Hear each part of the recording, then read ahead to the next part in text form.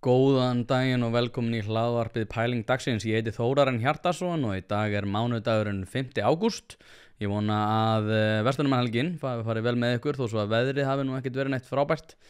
Nú eins og að heyrið þá er röddin mín svolítið rám en ég er búin að vera alveg svona frekar slappur yfir COVID og ég eiginlega misti röddina þannig ég er eiginlega ekkert búin að taka upp hvorki fyrir þetta hlaðvarp né ein pæling. Ég er einhvern veginn alltaf með afsakanir, maður eiginlega bara hægt að vera að bladra og gefa út efni.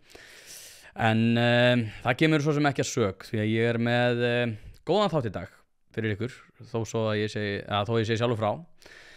En í dag ætla ég að ræða keppnisrétt transkvenna í íþróttum, stjórnmálin í Venezuela, miðstýringu stjórnvalda, kolefnisjafnað húsnæði og sitthvað fleira. Ef að þú vilt styrkja þetta framlag má gera það með því að fara inn á partus.is/einpæling þar sem þú færð aðgang að öllu efni hlaðvarpsins. Ein pæling er aðalega náttúrulega það sem að gera mig kleift að halda úti þessu efni en það er náttúrulega áskriftarleið en eins og ég segi áskrift á hlaðvarpið ein pæling kostar bara 990 krónur. Það kostar náttúrulega ekkert í dag 990 krónur nema þetta hlaðvarp og þannig að það er gjöfin ekki gjald og eins og segi ég er ekki með neina auglýsingar enn sem komið er þannig að þetta er eina leiðin til þess að styrkja bæði pæling dagsins og ein pæling.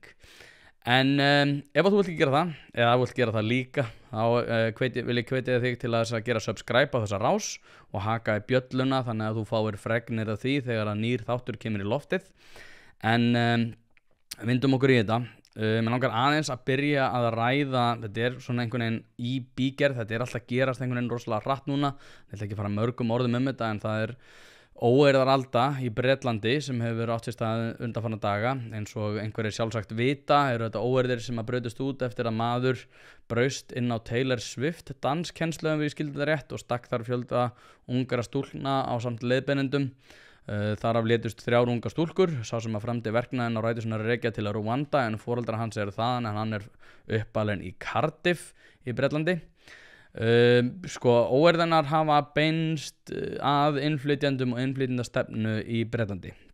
Það var komið út alveg ræðileg myndbönd víðsvegar Bretland og meðal annars verið að kveikja í veitingastöðum sem eru eigu innflytjanda og líka núna síðast þá var hérna hótel í Rotherham þar sem að náttúrulega Rotherham skandallin átti sér stað á sínu tíma þar sem að það voru svona það sem að kallast grooming gangs ungra manna sem voru að taka ungar stelpur til svona láta þær ánetjast eiturlyfjum og nýta þær til alls kyns verknaðara og þetta náttúrulega varð rosalegt mál í Bretlandi. Það var sem sagt kveikt í hóteli sem að hýsir hælisleitendur þar og þetta var nú bara að gerast í gær núna þegar ég er að taka þetta upp.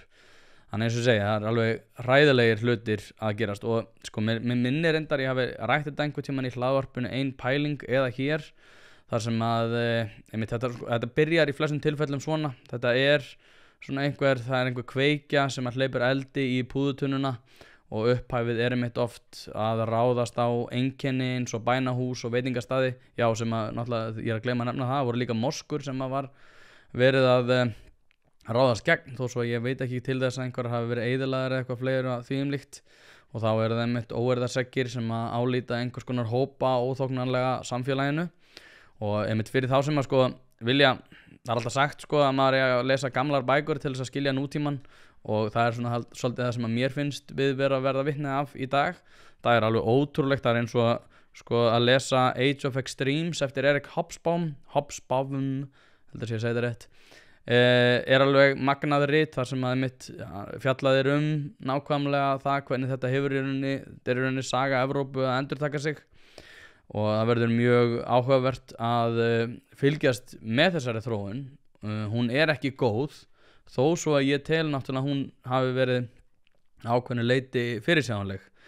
Ég hef náttúrulega verið að ræða þetta síðustu mánuði og það er náttúrulega mjög, varhugaverð staða víðsvegar í Evrópu sem hefur að gera einmitt með átök ákveðina hópa og ég svo ég nefni það nú, ég fór á fótboltaleik í Bretlandi fyrir ekkit svo löngu þar sem að maður einhvern veginn horfir yfir ég fór á Chelsea Stadium Brúna í Chelsea þar sem einmitt ég var að fylgjast með svona fullt af Londonabúum og þar voru þeir að etja kappi við Everton og ég var Everton með henni í stúkunni sko, og þar var einmitt Everton náttúrulega staðsett í Liverpool og Liverpool í rauninni svona gamall verkamannabær þar sem að ótrúlega mikið af ungum karlmennum sem að svona, ég veit ekki hvernig ég orða þetta, þeir berað alveg með sér að þeir eru ekki af aðalsættum.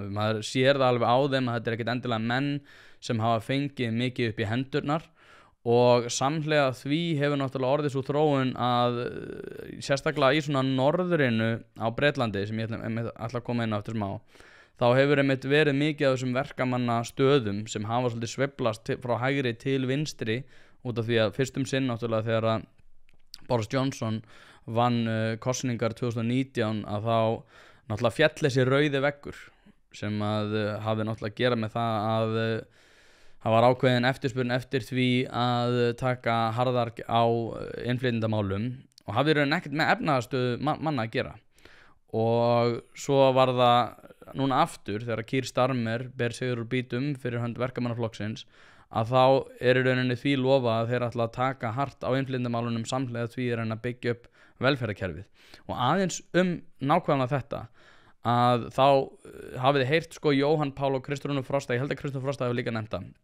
að þau nefna oft sko Paul Collier sem er rithöfundur sem hefur fjallað mikið þessi mál sem hafa verið að gera með stöðu verkamanna í sérstaklega svona norðrinu á Bretlandi.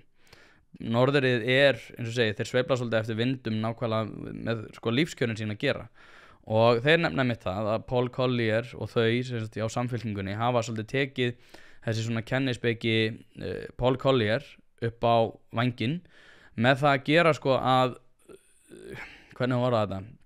Það hefur verið svona það hefur verið rosalega einkennilegt að fylgjast með hvernig vinstri menn alltaf takast á þetta. Það er að segja rosalega liðleg innflytjendastefna samhliða velferðarkerfi og Paul Collier hefur einmitt sagt bara, heyrðu, þetta er ekki hægt.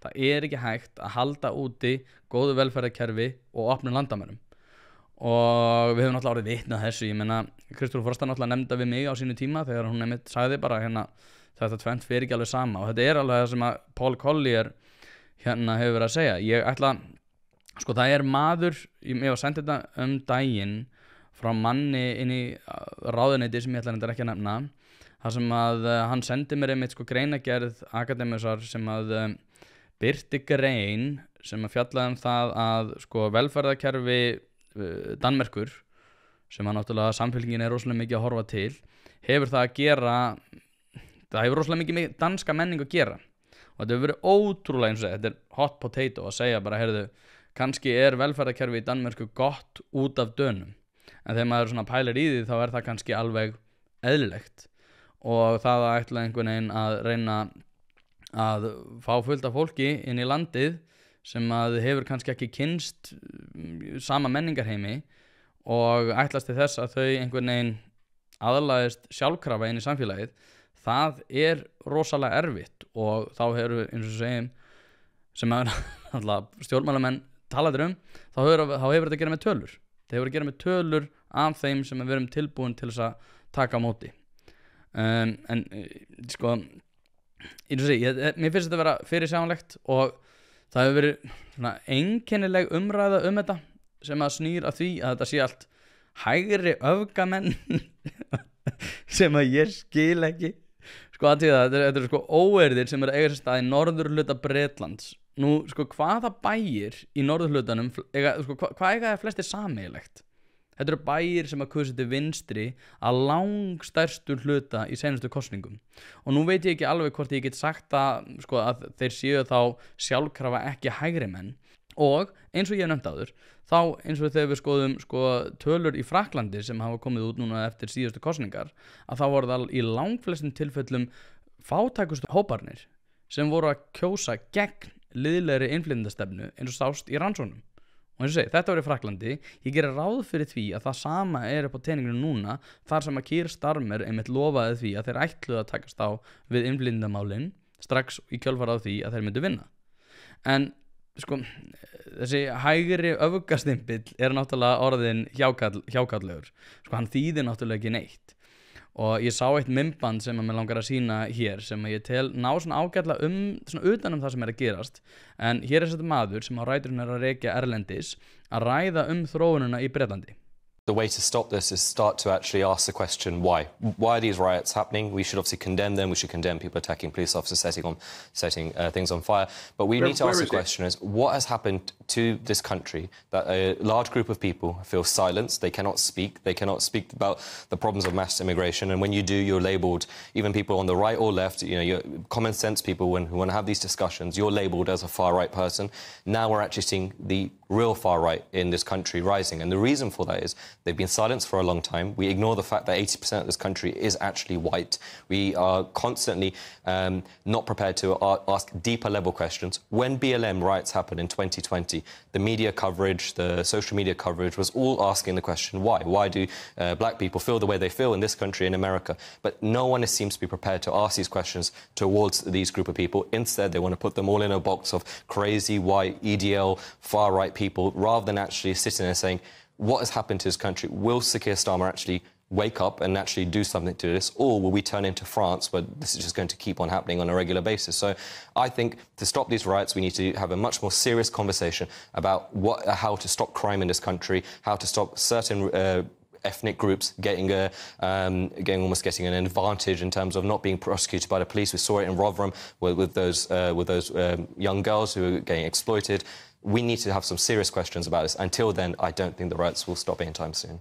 Já, ég eins og segi, það eru ýmsar skoðun á þessu. Ég var að birta tilvitnun eftir Christopher Hitchens áðan, þar sem hann einmitt ræður það hvernig svona islamafóbía hefur verið svona kynnt inn í menninguna. Hann að segja þetta árið 2009 sem einhvers konar yrði sem hefur að gera með rasisma eða eitthvað fleira þvíumlíkt. Þetta er í rauninni nákvæmlega það að gagnrýna ákveðina, já, hvað var að segja, ég ætla ekki að segja öfgastefnu, en jú, í rauninni, bara það öfgastefnu sem hefur að gera með trúarbrögð og íslam og að það einhvern veginn að reyna að koma sér hjá umræðum það muni ekki koma til með að leiða til jákvæði samfélags og ég birti þetta kvót núna áðan til þess að ég myndi varpa svolítið ljósi á þetta að það hefur verið að gerast undanfarið að við erum að sjá rosalega einkennileg teikn sem hafa að gera með nákvæmlega þetta. Þannig að mér finnst þetta að vera alltaf fyrirsjánlegt. Það var maður sem að spurði af hverju ertu að birta þetta eftir þessa helgi og ástæðan fyrir því er bara einfaldlega svo að mér þótti þetta vera frekar fyrirsjánlegt og ég veit ekki af hverju við höfum einhvern veginn verið að tönglast á því að við séum að aðstoða hópa erlends fólks með því að ræða ekki vandamál sem hafa að gera með þessa hluti og að við séum einhvern veginn að vera góð við annað fólk með því einmitt bara já, ég ætla bara að horfa fram hjá ýmsum svona álitaefnum sem hafa að gera með menningabreitingar þegar að þú tekur á móti stórum hópum fólks og þegar að það er einmitt, skilurðu, þegar það er svona áliti sem einhvers konar jákvæð teikn að það sé bara bælt niður einhvers konar hugmyndum einmitt fátækasta fólksins að þá leiðir það í flestum tilfellum til nákvæmlega þessa og eins og segi, ég mæli rosalega með því að fólk bara kynni sér Erik Hobsbawm og það hann í rauninni vinstri sinnaður marxisti sem hefur einmitt verið að fjalla með sem mál Age of Extremes og já, ég hef ekkert meira þetta að segja akkurat núna en ég mun örugglega fjalla eitthvað meira þetta í næstu þáttum en að öðru að koma upp nú á Ólympíuleikunum mál sem að hefur að gera með hnefaleika og eins og já, svona diggir hlustendur vita þá er ég þjálfari í hnefaleikum og eins og segi það er núna Ólympíuleikar þar sem að manneskja er að keppa frá Alsír sem var sögð vera trans og keppir í kvennaboxi og ég hef verið hikandi við að fjalla þetta ástæðan er einfaldlega svo að ég er í stjórn hnefaleikasambands Íslands svo að það komi nú fram en mér þykir einfaldlega mikilvægir að ræða þetta og kostna þess að eiga hættu á því að vera sparkað heldur en að sleppa því og það hafa náttúrulega komið upp ýmis mál í íþróttum sem hefur meðal annars að gera með transfólk og Ólympíuleikana og þar sem að með transfólki hefur verið neitað að keppa í íþróttum og að það sé gert sko, það einhvern ekki beinlínis sagt að það sé verið að banna transfólki, heldur það teknar ákveðna ráðstafanir og gerðar ráðstafanir, þar sem ákveðið testosterónmagn í blóði og eitthvað þannig, eitthvað á það leið, ég kann ekki nákvæmlega skila á þessu, en útkoman allavega svo að transfólki ómögulegt að keppa. Þetta hefur verið gert í sundi, kraftliftingum, rugby, fimleikum, hjólreiðum, og svona á milli árana 2019-2022 var þetta svona sérstaklega lagt fram. Í boxi hafa einnig verið gerðar ráðstafanir í sambandi við testosterón sem að ætti að koma út af því sama, ef ég að skilja þetta rétt. Hnefaleikar náttúrulega ekki eins og allar aðrar íþróttir, það eru höfuðhögg og það er mikið álag sem sett á líkamann í þessar 9 mínútur sem að þessar 3-3 mínútur sem að ólympískir hnefaleikar eru. Undirbúningurinn fer ekki bara fram líkamlega, heldur andlega, og það krefst mikils þreks að stíga inn í hring þar sem andstæðingurinn hefur það markmið að meiða þig, og sama á við náttúrulega margar aðrar bardaíþróttir að sjálfsögðu. Og ég búinn að vera að þjálfa þessa íþrótt í meira en 10 ár, eða frá það bil 2013-14 eitthvað svo leiðis. Ég hef farið með ungar konur og stelpur upp í hring, örugglega nokkur 100 sinnum. Ég hef farið með stelpur á fjölmennasta kvennamóti í heimi sem heitir Golden Girl, alveg nokkru sinnum, þannig að ég veit alveg hvað ég að tala um. En það fór svo sett að stað mikið hafari í kringum þetta mál. Þar hnefaleika kona sem heitir Imane Khalif, ef ég verið að segja þetta rétt, og hún sett frá Alsír, en henni hefur verið meinað að keppa á móti og var það heimsmeistaramót síðasta árs eftir að hafa ekki staðist kynjapróf. Það fer mörgum sögum það af hverju henni var meinaður aðgangur.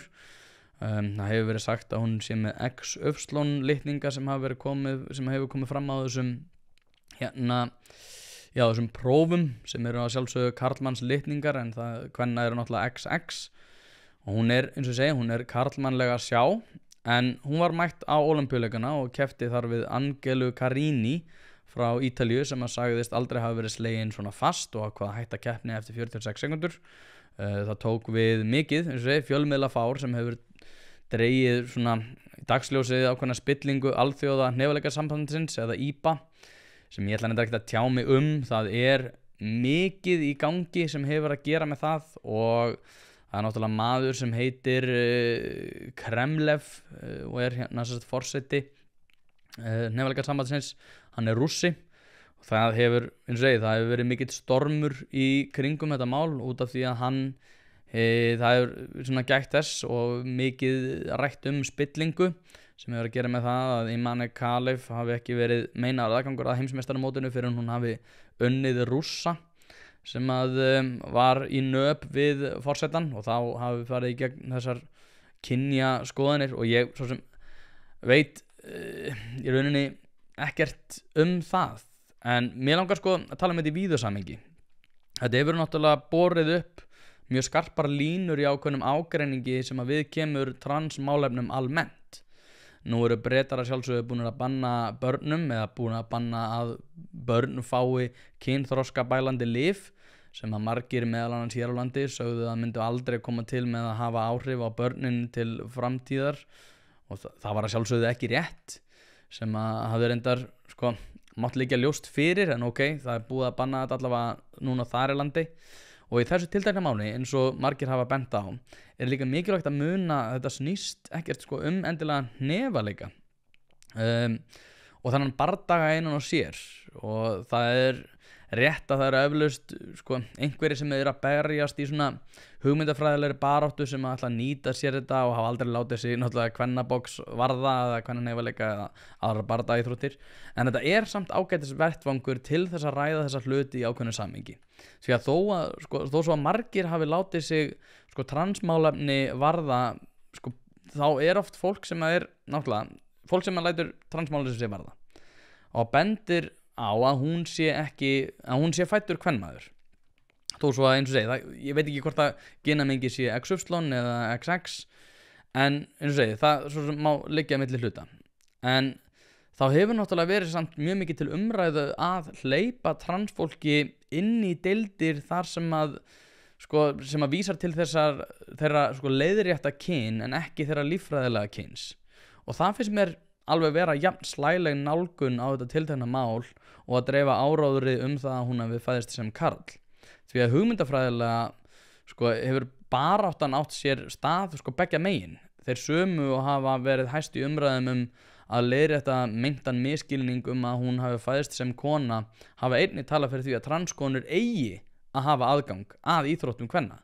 Og ég veit ekki hvort þetta mál marki ákveðin svona kaflaskil og að það sé viðurkenning á því að transkonur eigi vissilega ekki að keppa í til að mynda bardaíþróttum í kvennaflokki, eða eins og ég segi að þetta sé einhver svona hugmyndafræðileg gátt til þess að móta víglínunar að nýju.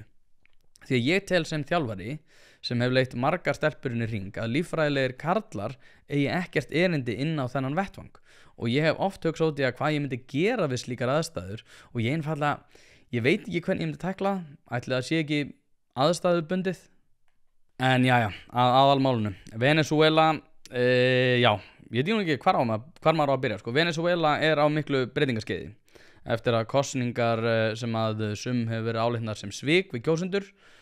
Sumum eru mjög reiðir og segja þetta sé allt Bandaríkjamönnum að kenna. Ég ætla ekki að taka afstöðu í því per se, en þar bar Nicolás Maduro sigur úr bítum að eigin sögn, en þetta hefur valdið mikilli óró og dró til tíðinda strax í kjölfarið og voruðu óeirðir og hundruðir voru handteknir, ætla þessi ekki komnir í mörg þúsund núna. Akkurat núna virðist vera meira ró á ástandinu, en María Corina Machado sem að bauð sig fram gegn Maduro og sósíalískri hugmyndafræði segist þurfa að vera í felum vegna ótta við að stjórnvöld finni hana. Hún var reyndar helgin að blása til samstöðufundar, en meira, eins og segi, meira hefur einhvern veginn ekkert verið sagt eða gert akkurat núna. Það verður örugglega dreifur örugglega til tíðinda von bráðar. En nú fyrir þá sem að þekkja ekki Nicolás Maduro, þá hóf hann sinn pólitíska feril í stéttabaráttu þar sem hann barðist fyrir að hærra kaupi fyrir fólk sem starfaði í samgöngum. Á 10. áratugnum varð hann meðstofnandi 5. lýðræðishreyfingarinnar sem að var flokkur sem að studdi Hugo Chávez í sínu forsetaembætti. Saga Suður-Ameríku er að sjálfsögðu eins og margir vita blóðudreifin og það hefur verið mikið af byltingum undanfarna áratugi. Og kannski er þetta framhald af einhverju sem að mun ekki valda neitt sérstaklega miklum breytingum, en Íslendingar hafa sjálfsögðu fundið fyrir því á undanförnum árum að sósíalisminn í Venezuela er óviðunandi og að það sé ekki hægt að lifa við þær aðstæður. Fólk hefur þurft að flýja þaðan vegna ástandsins meðal annars hingað og hefur svona verið upp og ofan hvort við ætlum að taka á móti þeim. Sjálfstæðisflokkurinn hefur staðið sér mjög illa í því að einhvern veginn marka ákveðna svona línur í því hvernig við ætlum að tækla það mál. En eins og segja, aðstæður í Venezuela hafa samt hafa ákveðnar undirstöður sko, sem hafa með að gera bæði sósíalismin en líka náttúrulega áhugavert með það að gera þetta mjög ríkt land. Það er mjög mikið af hrávöru sem hægt er að ná í jörðina og þá sérstaklega er ég að tala um olíuna. Ég horfði á franska heimildamynd sem að koma út rétt fyrir kosningar Maduro þar sem að meðal annars var fjallað hvaða áhrif stríðið í Úkraínu hafiði á stöðu Venezuela. Því að stríðið var tækifæri fyrir Venezuela að gera sig gildandi á alþjóðamarkaði, sérstaklega náttúrulega með olíuframleiðslu. Hér er það hvernig John Bolton innanríkis öryggisráðherra held ég sé að segja þetta rétt, undir Donald Trump lýsir því viðtali í þessari frönsku heimildamynd. What was really on the mind of the White House was they wanted to get oil prices down. Their point of view with the war against Ukraine already underway, if they could get more Venezuelan oil onto the market before the 2022 election, Biden would not suffer politically. Eins og hann segir, þá voru þetta aðstæður sem hafðu áhrif á kosningarnar í Bandaríkjunum, en þetta voru svo kallar svona midterms sem hann er að fjallum, eða miðkjörtímabils kosningar, þar sem að kosið var sæti á þinginu samhliða þriðjungi öldungadeilda sæta. En í öldungadeildinni eru kjörtímabilin 6 ár og kosið þriðjung á 2 ára fresti. Þetta er mikilvægt gagnvart framkvæmdarvaldinu þar sem að forsetar í Bandaríkjunum sko ef að andstöðuflokkar ná, og þá var það í þessu tilviki náttúrulega demokratar, ef þeir ná meiri hluta á þinginu að þá geta rauninni sett forsetanum mjög mikla skorður. En áður en að þetta kom til kastana hafði Donald Trump og á undan því Barack Obama sjálfsögðu sett mikinn þrýsting á Venezuela, ekki bara varðað þrávörur og bara Já, allar vörur, ég held að það voru nú miklu fleiri en bara olía, það var eiginlega allar vörur. En það voru líka mikla svona hugmyndafræðilega skorður. Obama setti á laggirnar Venezuela Defense of Human Rights and Civil Society Act í desember árið 2014 og lýsti því, já, það væri þjóðar neyðarstig í Venezuela og þá þá er ég að tala Obama. Og það voru settar efnahagsþvinganir eins og toga árið 2015. Þetta hélt áfram undir Donald Trump með ýmsum leiðum. Settar voru þvinganir í ágúst 2017 en aðrar í mars 2018, fleiri í maí sama ár, november og svo 2019, bæði í janúar og ágúst. Þetta voru bæði viðskiptaþvinganir og ýmsar þvinganir vörðuðu olíu náttúrulega en gullið líka. Og já, einmitt núna myndu margir sem aðhyllast sósíalisma að segja aha, þarna það, þetta ekki sósíalismanum að kenna, heldur byggist þetta á því að Bandaríkin hafa skapað aðstæður þar sem að sósíalismin virkar ekki eins og þeir hafa alltaf einhvern veginn svona séð fyrir sér og að Bandaríkin hafa einhvers konar tangarhald á öllum stjórnvöldum í Suður Ameríku.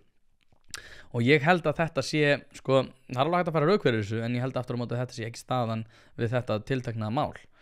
Enda lýsa þeir sem að hafa tekist þeir sem hafa tekist að flýja þessar aðstæður lýsa því náttúrulega hvers konar hörmungar aðstæður voru skapaðar af Hugo Chávez fyrrverandi forseta Venezuela í það að skapa bara algjört helvíti undir Maduro þar sem að bara matur og nauðsynjar eru bara ekki á boðstólnum sem að sumir, eins og segi, telja eflaust ekki áhyggjuefni svo lengi sem að allir hafa jafn ömurlegt því að jöfnuður jú markmiðið. Það sem að sjálfsögðu mikilvægur þáttur það hvernig stjórnar andstæðingar eða þeir sem að efast hugmyndafræðina hvernig þeir hafa komið fram við þessar aðstæður. Hér stutt myndband úr þætti sem að kom út fyrir 2 árum sem að nær utan ástandið og þetta eins og segi, þetta Vox sem að hefur verið svona mjög vinstri sinnaður miðill. Venezuela was once the richest country in Latin America. It has the largest known oil reserves in the world, and its democratic government was once praised worldwide. But today, Venezuela's democratic institutions and its economy are in shambles. The country has the highest inflation rate in the world, making food and medicine inaccessible to most Venezuelans. Over the last 4 years, its GDP has fallen 35%, which is a sharper drop than the one seen during the Great Depression in the US. And the country's murder rate has surpassed that of the most dangerous cities in the world. These conditions have sparked months of protests against the president, Nicolas Maduro, and it's easy to see why. The country has become measurably worse since his election in 2013. A poll showed that about 80% of Venezuelans want Maduro removed from office. But instead, the opposite has happened. Maduro has consolidated his power, bringing the country closer to authoritarian rule. Já, eins og segi, þú veist ég skil alveg að það hægt að fara rauk fyrir því að þú vilji velferðarkerfi og fleira þvíumlíkt en eins og segi, sósíalismi undir þessum formerkjum að það sé bara hægt að miðstýra öllu kerfinu náttúrulega það sem að á sér stað og það sem náttúrulega það sem mikilvægt að muna líka hvernig þú ætlar að tækla það ef þú segir, já, allir fólki fær völdin hvernig ætlar að tækla það þegar að fólk segir, já, nei, ég ósammála Hérna stuttmyndband sem að lýsi því á svona komískan máta. Now imagine you're holding coffee. This is outrageous. Where are the armed men who come in to take the protesters away?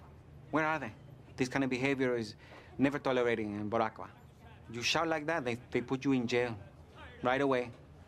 No trial, no nothing. Journalists, we have a special jail for journalists.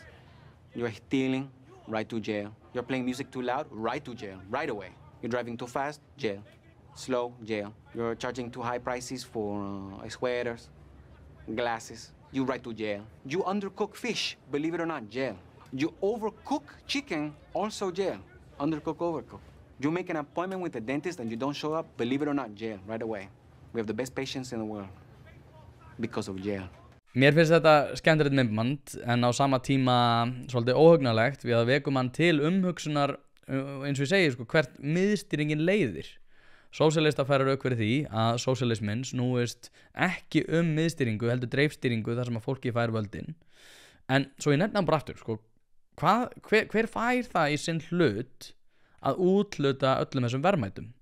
og hvað gert við þá sem eru ósammála því fyrirkomulagi.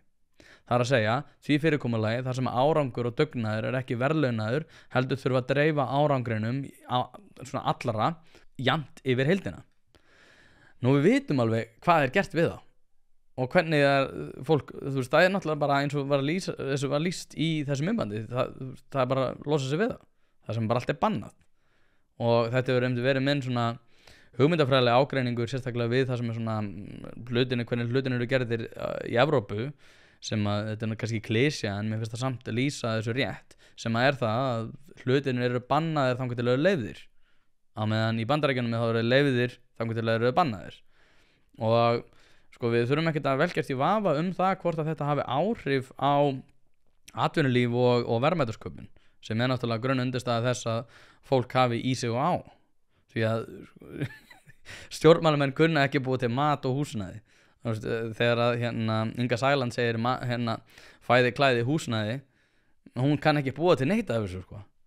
Þó svo að hún ætla bara að skikka alla til þess að búa það til fyrir aðra en ég bara tel að þrældómur sé af hinnu slæma þó svo að sumir séu ósammála því en eins og segi það að þagga niður andstæð sjónarmið og hefta athafnafrelsi ekki það eina sem slæmt við þetta skipulag heldur það einnig útkoma þessara tveggja þátta takmörkun á mat, öðrum nauðsynjum, aðföngum og mannafla og þetta síðastnefnda það sem að eins og ég segi, ég búin að vera aðeins að fjalla það sko, það skortir oft ákveðið kastljós ef sko veltum aðeins fyrir okkur bara mannafli hvað mannafli? Mannafli athafnafrelsi fólks til þess að eyða tímanum sínum í ákveðið verkefni í staðin fyrir öll þau verkefni sem þau gætu annars verið að sinna og undir sósíalisma þá sko fyrirfram ákveðið hvernig mannaflanum eigi að vera skipað það að segja, það kemur ekki í hluti mannaflans sjálfs, það að segja fólksins í landinu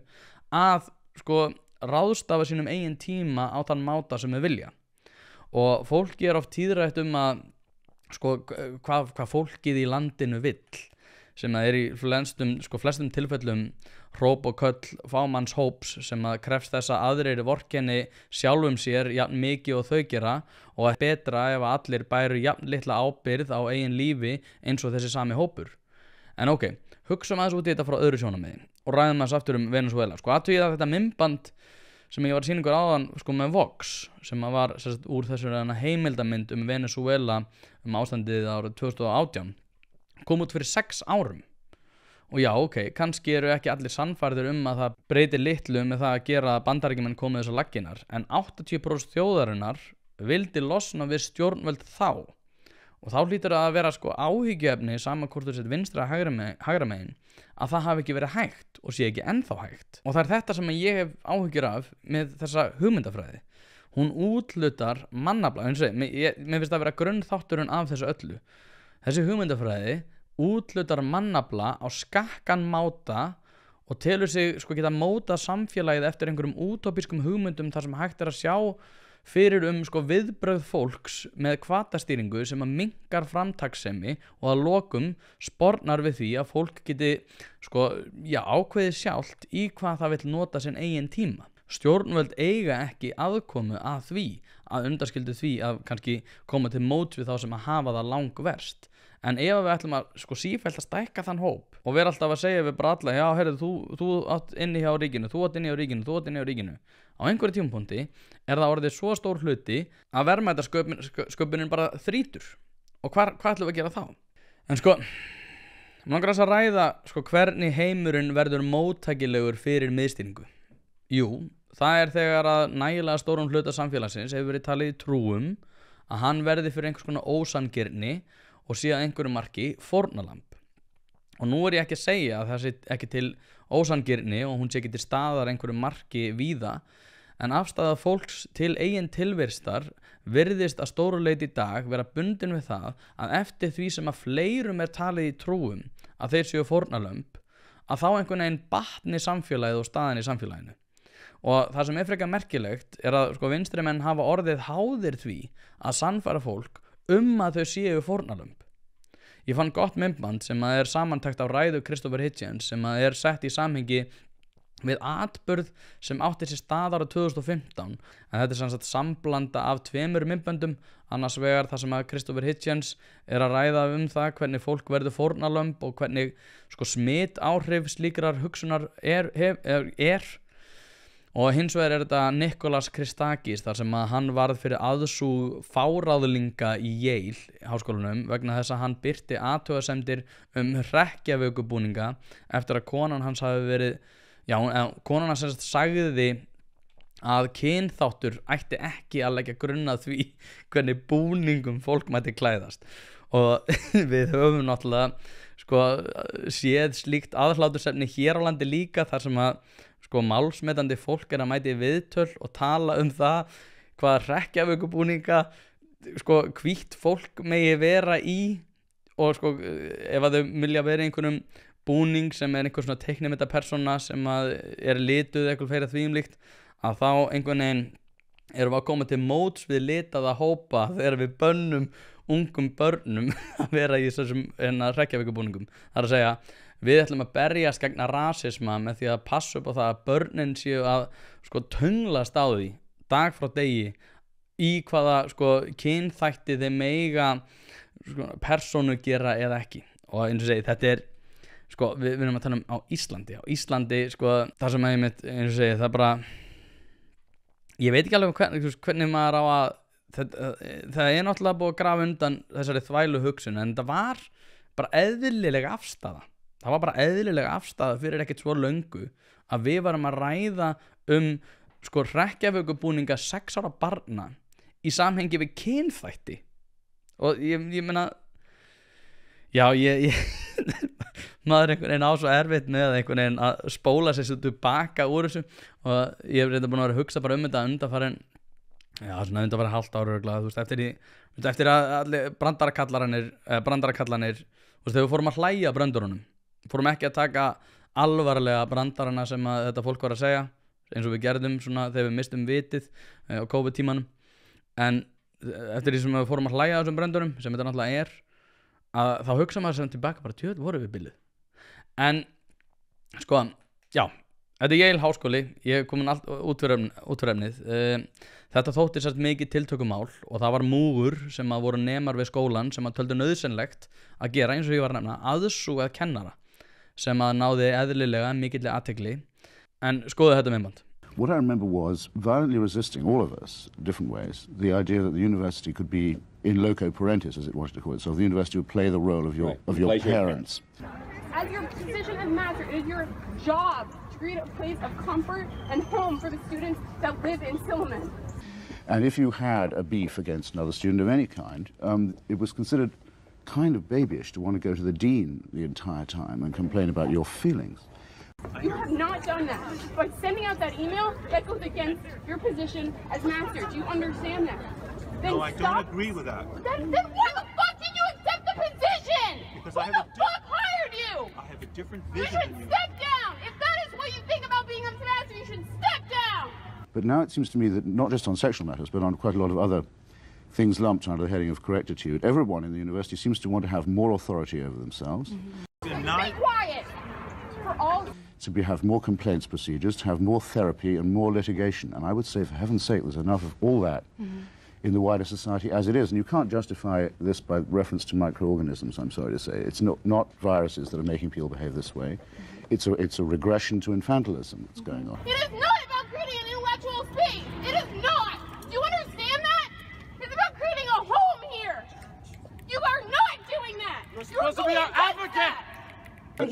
Just wait a few seconds. That's the next thing that's going to happen. Right. Well, we've been the infantilizing I was talking about is going to happen. Men will say, well, if women can go to the dean if they feel they've been felt up or whatever, I'm going to start complaining too. Everyone's going to start being a victim. Have the Menendez men will want a share in the victimhood business. It will be unstoppable and completely negative. It's very boring. Sko, það sem að mér finnst eiginlega mikilvægast við það sem að Christopher Hitchens að nefna þetta sko þessi hugmynd barngeringu eða infantilization. Allar okkar hugmyndur að fólk eigi almennt að sko geta vorkennt sér eins og börn og að það eigi að koma til móts við allar þeirra óskir vorkenni þegar ég sér nógu mikið. Sko, og eins og segja, að þessi hugmynd bara einhvern veginn að við vorkennum fólki til velmegunar og við höfum ekki að reyna að virkja fólk, við höfum ekki að reyna að koma til fólk, menna svo ég cancelum mér nú bara alveg, menna sem kulnun, að besta leiðin til þess að tækla kulnun sé að þú sért heima hjá þér og þá myndi einhvern veginn verða ánægðari. Ég einhvern veginn, eins og segi, ég ekki sálfræðingur eða neitt þannig, en ég á bara einhvern veginn erfitt með að trúa því að það sé besta leiðin. Ég meina, hvernig líður ykkur þegar þið eru veik? Sko, mér leiðist oftast þegar ég er veikur. Ég þoli ekki að vera veikur heima og maður er einhvern veginn búin að tella sér trúum og ég meina, ef að kulnun er vissulega andleg veikindi að, þú veist, það bara hljómar eins og mín versta martröð að ég sé bara eitthvað heima að gera ekki neitt allan daginn og að það er að leiða til þess að ég komi aftur í sömu vinnu og verði hamingjusamur í þeirri vinnu. Ég veit ekki, já, þú veist, en eins og segi það er til bók sem heitir Vision of the Anointed eftir Thomas Sowell. Þetta er bók sem kemur út árið 1995 en hún lýsir að mínu mati ákveðinu viðhorfi sem hefur náð ákveðinu rótfestu og má það einmitt nefna í þessu samhengi þar sem að fólk sem að berst fyrir kjörum telur sig geta fínstilt alla einstaklinga að ákveðinu hugmyndafræði og hugmyndafræðin er grunnforsendan fyrir þessu.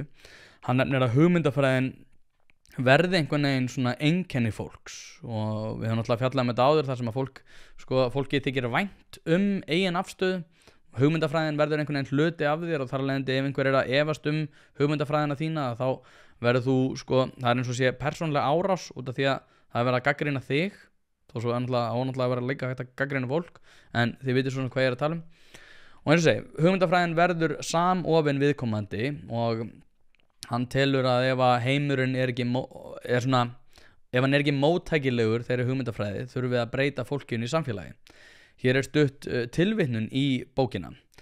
Kenningar eru þeim mun skaðlegri eftir því sem að hugmyndir þeirra er fjarri sannleikanum. Enn fremur eru þær kenningar skaðlegastar sem hafa ekki getu né vilja til þess að aðlaga sig að raunveruleikanum þó svo að það verði ljóst að kenningarnar þennan heim séu rangar. Það er að segja að kenningarnar teljast sem að teljast lýsa raunveruleikanum ef að þær eru ekki móttækilegar fyrir því að breytast og þá þurfum einhvern veginn bara að breyta fólkinu í samfélaginu. Og hér er önnur tilvitnun. Sýn hinna útvöldu, sem er the anointed, byggir á því að sýnin sé ofar raunveruleikanum. Þetta réttlæti að hunsa tölfræði og raunveruleika þeirra sem viðurkenna ekki sýn hinna útvöldu.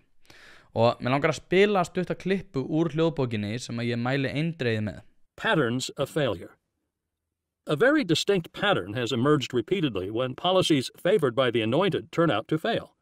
This pattern typically has 4 stages. Stage 1, the crisis.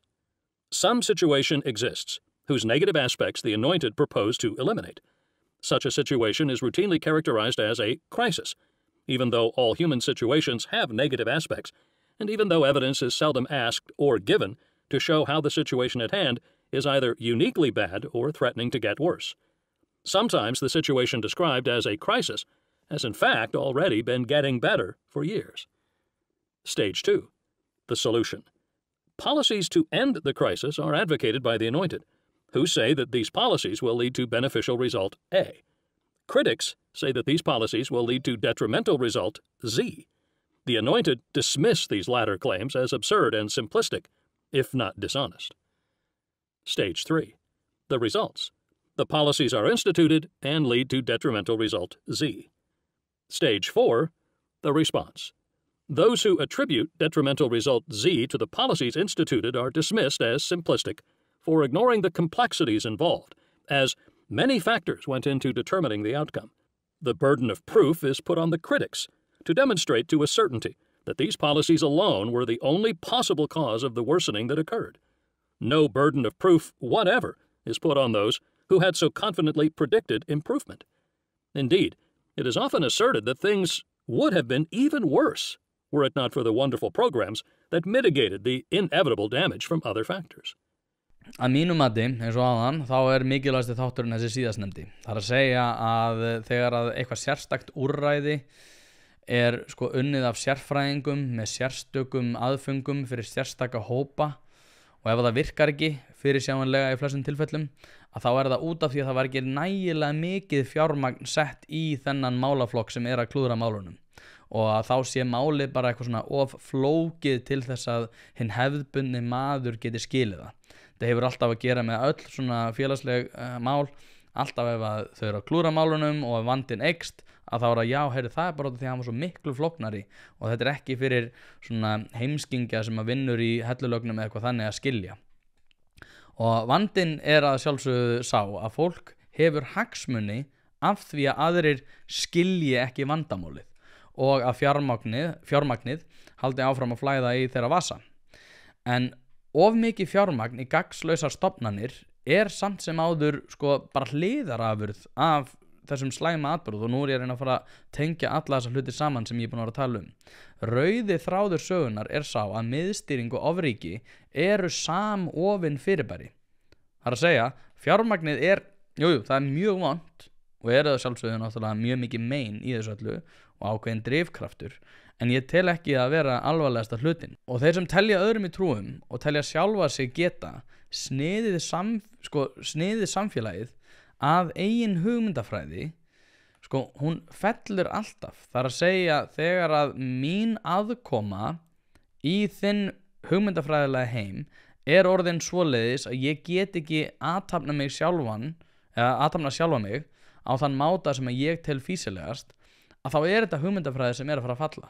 Því að jafnvel þó svo að ég sé tilbúin til þess að vera á þann máta sem að þú krefst að ég sé, að þá er það ekki að fara að virka heilt yfir. Og það eins og segi, þá grefur það undan og þetta hefur að gera með allt sem ég er búin að vera að tala um. Jafnvel þess að óeirðir í Bretlandi.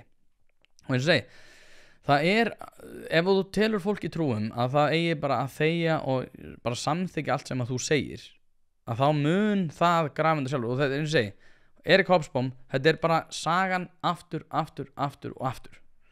Og eins og segi, fórnarkostnaðurinn af þessu er gríðarlegur, ekki bara í mannfalli og fátækt, heldur einnig í þeim mannlegum möguleikum sem hefðu orðið ef hefði ekki verið fyrir miðstýringuna. Og ég hef talað um það áður og ég held að heimurinn muni koma til með að breytast mjög mikið á næstu árum. Ég held að það sem er að gerast í Bretlandi núna sé, ég veit ekki hvort það sé upphafið á einhverju sem mun halda áfram, það er alltaf snemmt að segja það, en ég held aftur á móti að hann muni koma til með að breytast mjög mikið undanfarin ár og miklu meira heldur en hann hefur gert undanfarin 10 ár. Og athugið það að undanfarin 10 ár þá voru, það hefur verið þessi svona samfélagsmiðla þróun orðið rosaleg. En ég held að, eins og segi, ég held að heimurinn muni breytast miklu meira en þessi 10 árum heldur en hann hefur gert hingað til. Það er að segja, ef við spólum 10 ár aftur í tíman. Og í sjálfu sér, það þarf ekkert rosalega mikla yfirsýn til að sjá þetta. Maður einhvern veginn horfir bara á allar þessar hreyfanlegu breytur sem eru fyrir hendi. Það er stríð í Úkraínu, Rússar eru að halla sér meira að Kína. Kínverjum er að fara að fækka niður í 600 milljónir ef að tölfræði frá Shanghai skóla er rétt. Hvað þýðir það fyrir hagkerfið?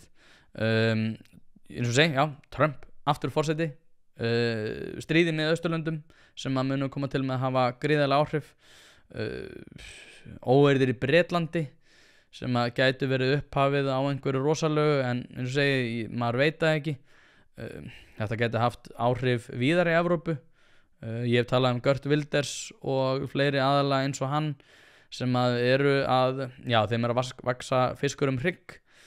Ég veit núna aftur í Stephen Fry sem að sagði í Munk Debates fyrir, það eru 6 ár síðan held ég, þá sagði hann einmitt að vinstrið væri recruitment sergeants for the right. Það er að segja að helsta uppspretta þessa öfga hægri hópa eru vinstri menn sem eru að halda pottlokkin á eðlilegum umræðum og eðlilegum áhyggjum.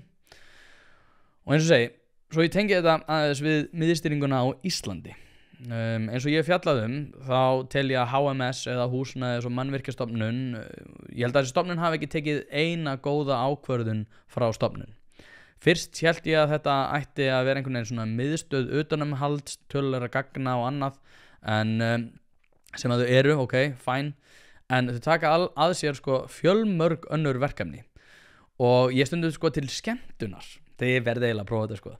Ég fer inn á hms.is til að sjá hvað er í gangi þar og hér er ein frétt sem er svona tiltölulega ný. Titillinn er sem sagt, fyrir þá sem eru ekki að horfa, möguleg slysahætta með skurðblaðabotni frá Vitamix.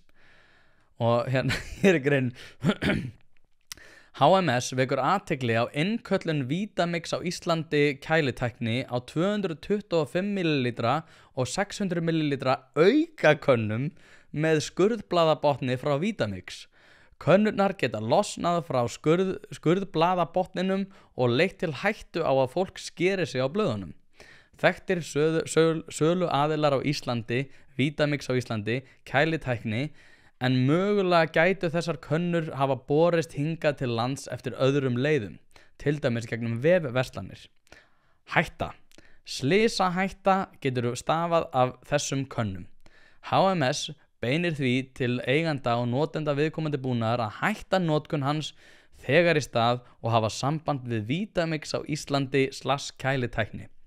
Sko, af hverju húsnæðis og mann, segjum svo að þetta séu eðlar áhyggjur sem mikilvægt að nefna og kannski þurfum við rosalega mikið að pæla í þessu ef það hætta á að skera svo að púlsa eða eitthvað, en af hverju húsnæðis og mannvirkjastofnun, ekki Matís í öllu svona, Matís reyndar í öllu, en af hverju óskopunum allar þessar stofnanir, eins og segi húsnæðis og mannvirkjastofnun aldrei að taka góðar ákvarðanir, en eru einhvern veginn að skoða skurðblaðabotn á aukakönnum í Vitamix blender.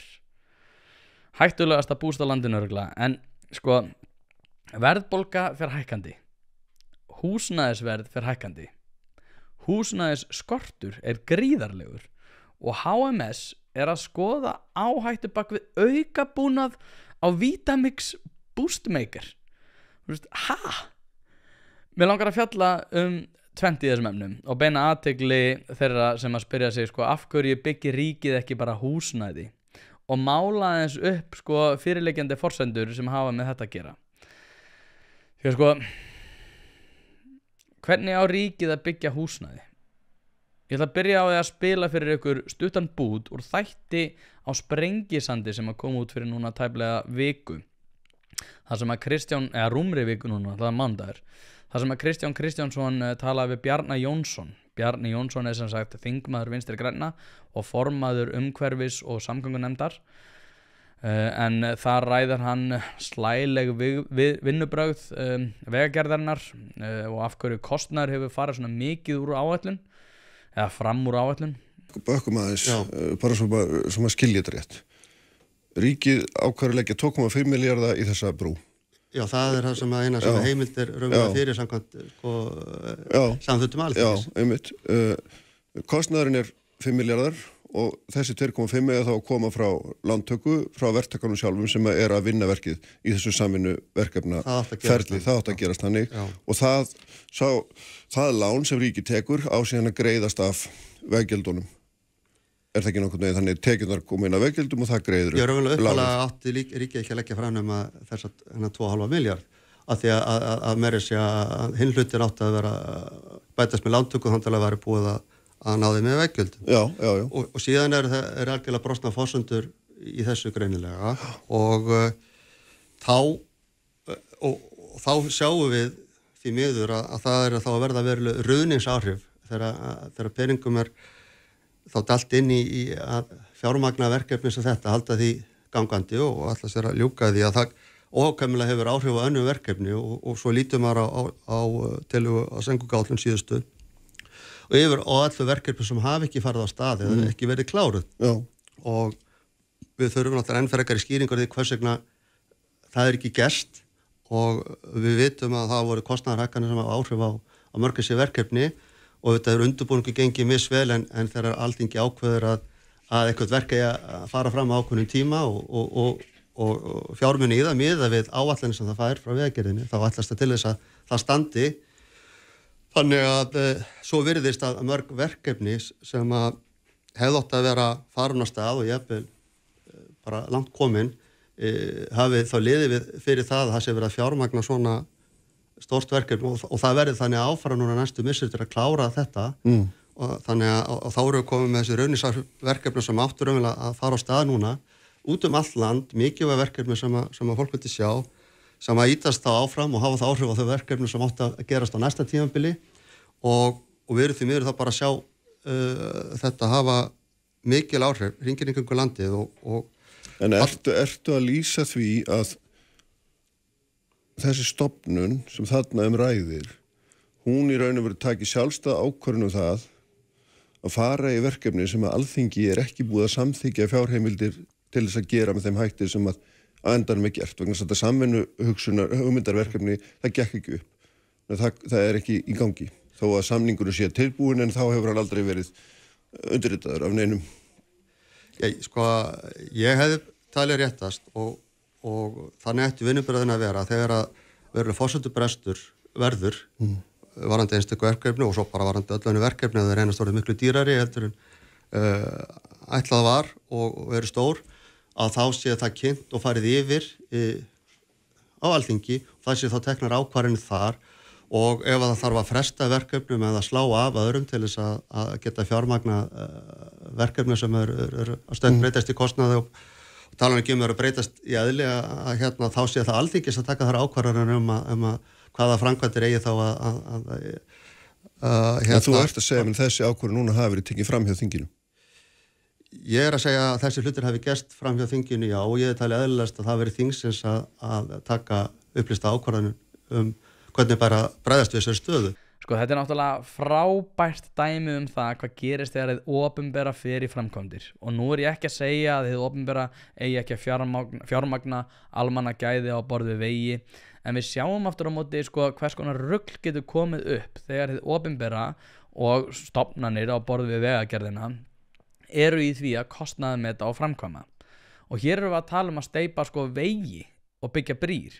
Ég ætla ekki að gera lítið úr því en þetta er ekki það að byggja og skipuleggja húsnæði og hugsið ykkur ef að við værum með það í gangi að hið opinbera væri bara að búa til húsnæði og þeir væri það er ekkert opinberi starfsmenn, þeir náttúrulega útluta verkefnin til annara sem að væru annars bara í því að byggja húsnæði að þeir náttúrulega geta smurt út af því að opinbera skilur ekkert það hvernig húsnæði er byggt og case in point náttúrulega HMS í Vitamix bústenu sínum en hugsið hvað við fengjum mörg viðtöl við þingmenn og aðra embættismenn sem að myndu koma með skottaða milli lappana út af því að þeir hefðu ekki hundsvit á því hvernig ætti að byggja húsnæði en væru samt í því að byggja húsnæði út af því að kjósendur hefðu einhvern veginn þeir hefðu sannfært kjósendur að þeir væru vissulega að fara að skaffa þeim húsnæði. Þeir kunna ekki að byggja. Framsókn í borgin fullkomið dæmi. Við ætlum bara að byggja. Þeir eru ekkert að byggja nú og þeir eru ekkert að byggja.